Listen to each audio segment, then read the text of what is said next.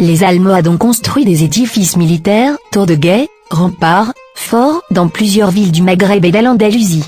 Elle se situe dans la province de Taounat, Rif, nord du Maroc.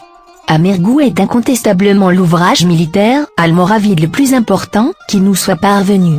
Il fait partie d'une série de fortifications érigées par les Almoravides 1056 à 1147 afin de contrecarrer la montée fulgurante de leurs adversaires almohades.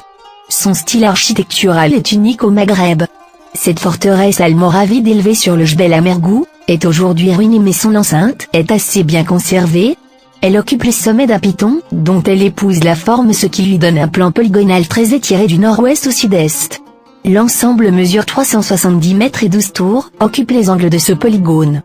3 portes sont percées dans cette enceinte, celle qui s'ouvre au nord-est était protégée par une barbacane munie de 2 tours circulaires, comme toutes celles d'Amergou. La construction est soignée, elle est en moellon noyé dans un mortier de chaux et de terre et renforcée de chaînage de briques cuites.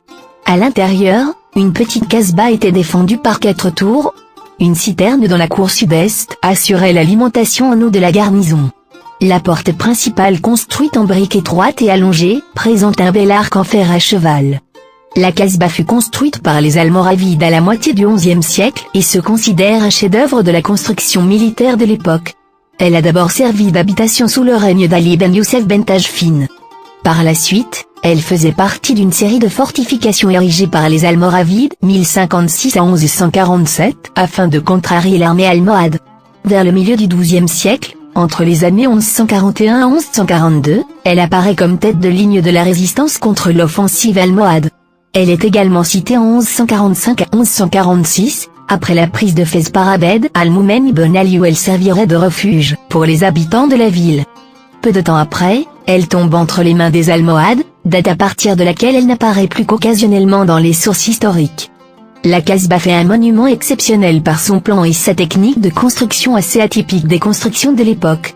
Elle recèle, d'après les études, une influence des fortifications méditerranéennes et andalouses, due vraisemblablement à la présence dans l'armée almoravide d'une milice chrétienne dont certains éléments pourraient être les véritables constructeurs.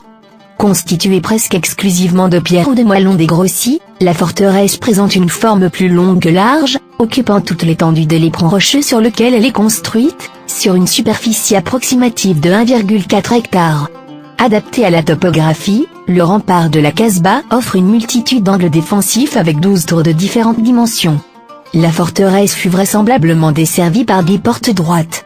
Celle principale s'ouvre probablement sur l'ouest et donne sur 2 salles, rectangulaires au nord et carrées au sud-est. Au milieu, se dresse une construction flanquée de 2 tours, qui servait de logement au chef de la garnison.